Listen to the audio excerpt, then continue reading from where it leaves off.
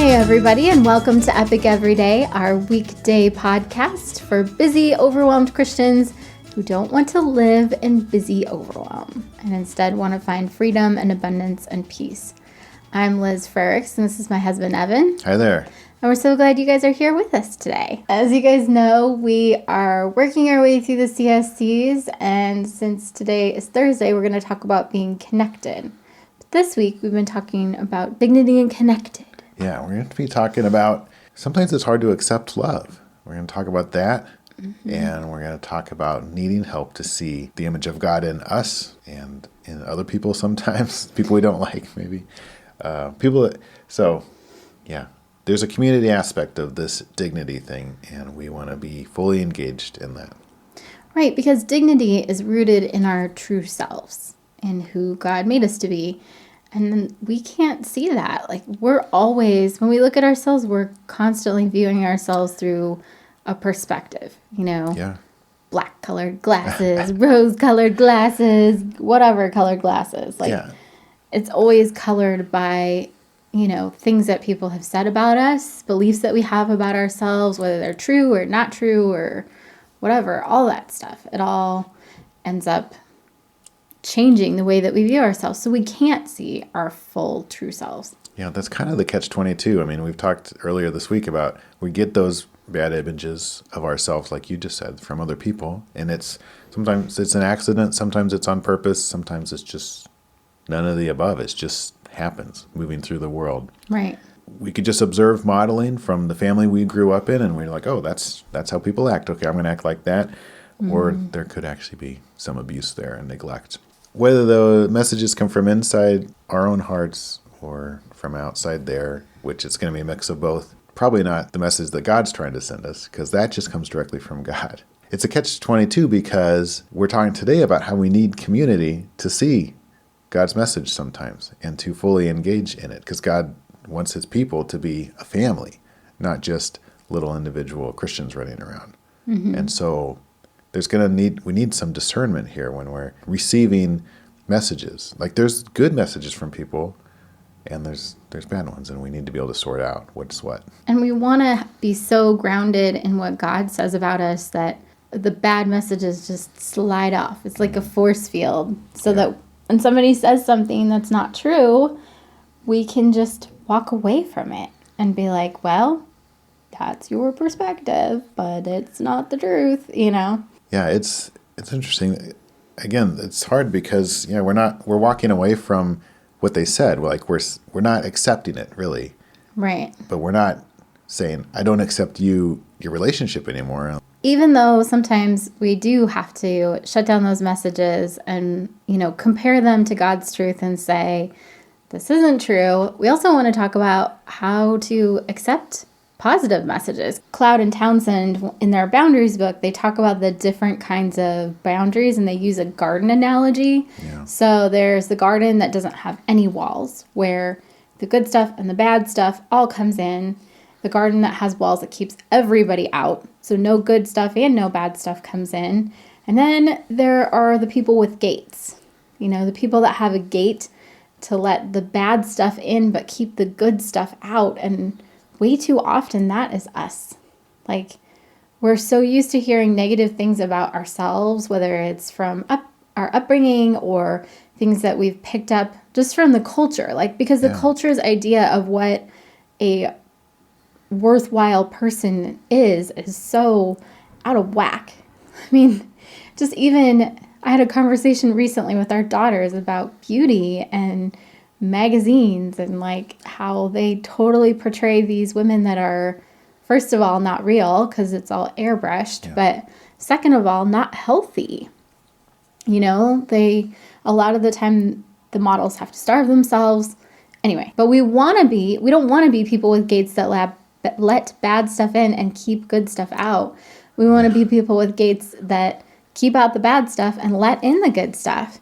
Because there are, in the context of our relationships and our community, there's so many benefits. I mean, we can have other people that pull other sides of our personality out, some of my closest relationships are with people that pull kind of a different side of me out. And it's really fun being around them just because that's their personality. And I like who I am when I'm with them. Yeah. We have to decide, you know? Right. And I think that's part of our image of God. Like, we have that power to open and close that gate. And like, you're right. A lot of times, maybe we don't even realize there's a gate there and we just let it hang open, or we shut the gate and lock it and never open it. That's something I can do, something I should do. It honors God to manage the gate well. I love that you brought up boundaries. I was going to bring that up too. Like, that's the right way to do it, you know, to be myself and to understand who I am and where my boundaries are. And then how do I interface with people and what do I let through the barrier? It's, Right. I mean, those are great books. There's a whole series of books on boundaries, you know, different categories, some for marriage, some for kids and stuff. But if you just read The Basic Boundaries by Cloud and Townsend, there's so much in there that's really wonderful and really helpful. Another thing, you know, that we're going to be doing as gatekeepers now of our own lives and of our own heart is tests. We're not going to dive into relationships without even looking and just totally opening ourselves up to somebody we meet and expecting the same thing in return, right? Like, oh, you know, they must not like me. They didn't tell me their social security number like I did. I told them mine. You know, Right. we want to let the relationships develop in a natural way.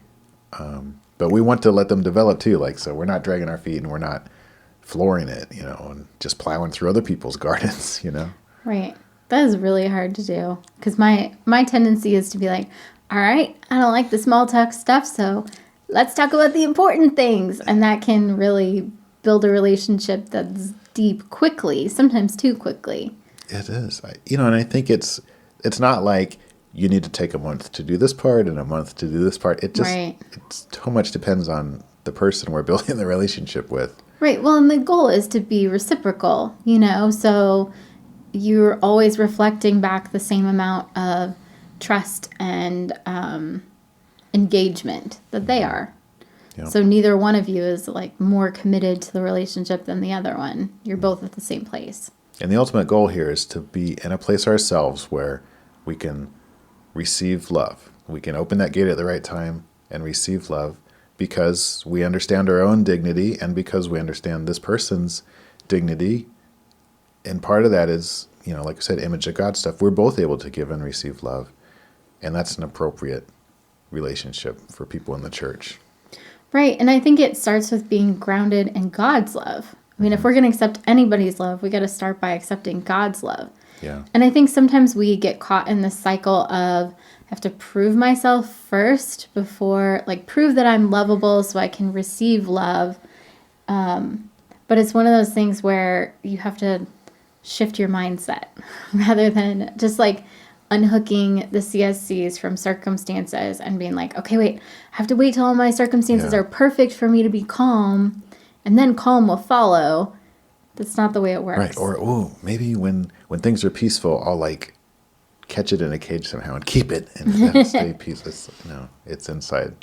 Right. So, and reveling in our belovedness, being beloved, that starts, like, that's where it starts, not by proving that we're awesome or, I don't know. I think, at least for me, it's easy to get stuck in the performance trap or putting myself down and not accepting God's love and not accepting the dignity that he's given me. Being like, well, if you really knew what kind of person I am, which is ridiculous because obviously God knows me better than I know myself. Mm-hmm.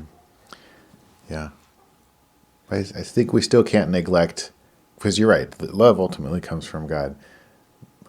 I keep coming back to this because I know it's a stretch for me, is to accept love from some unexpected places from other people too. Right. I mean, I went to a meeting a couple months ago, and it was the first time I've ever been there, and it was a men's group kind of accountability meeting thing, and I received so much from these strangers, and I just had to accept it because I feel like it was part of God's, teaching me something. Mm-hmm. Or, and I gave as well. Like I was, there was different kinds of feedback, communication in the meeting. But so it wasn't like I was just like, hey, everybody, it's things like that where it's like really uncomfortable. for me anyway, but it's also really amazing, and it's part of God's plan. Right. I think one area that this is really evident, at least in my life, is if somebody says something positive. Like if somebody says something negative to me, I can take that and run with it and be like, all right, what am I going to change? What do I need to do? Da, da, da, da, da. If somebody says something positive, I'm like, oh, well, thanks. Like I tend to be like, oh, lots of other people were involved, deflect, deflect, deflect. Like, so if you're somebody that can't take compliments, that might be a symptom. Yeah. And that's part of what, again, nothing apart from God. Like, we're not building ourselves up as really these amazing people, but God has made us in his image. And we are doing, we're doing the good works that God's laid out before us. And if we receive, we're not supposed to be receiving praise or anything, but if, like you said, it's just hard to accept a compliment, but rejecting a compliment hurts the relationship, Right. There's so many things going on here, and in a community of love, we ought to be able to flow with that, Right. All right. Well, hopefully that gives us all something to think about. I know that's one of those things that I constantly have to work on. Me too. We love you guys, and we're praying for you. Thanks to everybody that's been sharing the show. We really appreciate it. If you have found this podcast helpful, please do continue to share it. And if you have not checked out our class yet, go check that out. Yes, please. It's on our webpage, epiceverydaynow.com, and it's on our YouTube channel. All right. Come back tomorrow, and we're going to talk about dignity and being complete. That's right. Have an awesome Thursday, you guys. See you then. Bye.